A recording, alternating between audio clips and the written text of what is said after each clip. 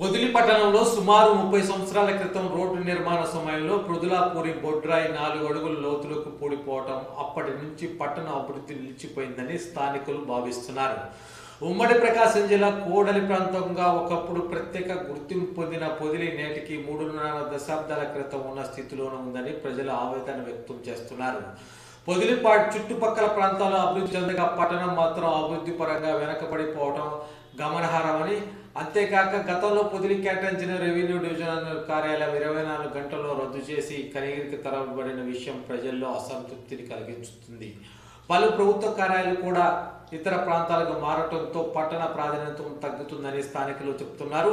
స్థానికుల విశ్వాసం ప్రకారం బొడ్రాయి పూడిపోవడంతో పాటు దానిపై వాహనాలు ప్రజలు సంచరించడం వల్ల పట్టణానికి అరిష్టం ఏర్పడిందని భావిస్తున్నారు. అప్పుడప్పుడు 4 అడుగుల లోతులు ఉన్న బొడ్రాయిని వెలికి తీసే ప్రయత్నాలు జరిగినా మళ్లీ పూడిపోవటం వల్ల జరుగుతుందని వారు తెలిపారు.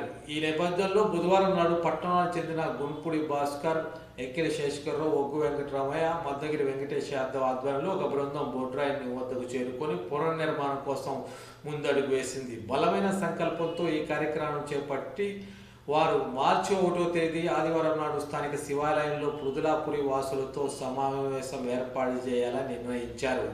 ఈ సందర్భంగా శివాలయం చైర్మన్ ఒగ్గు వెంకటరామయ్య బొడ్రాయి పునర్నిర్మాణం కోసం 2 లక్షల ఆర్థిక సహాయాన్ని ప్రకటించారు. పట్టణ అభివృద్ధికి ఇది నాంది కావాలని స్థానికులు ఆశాభావం వ్యక్తం చేస్తున్నారు.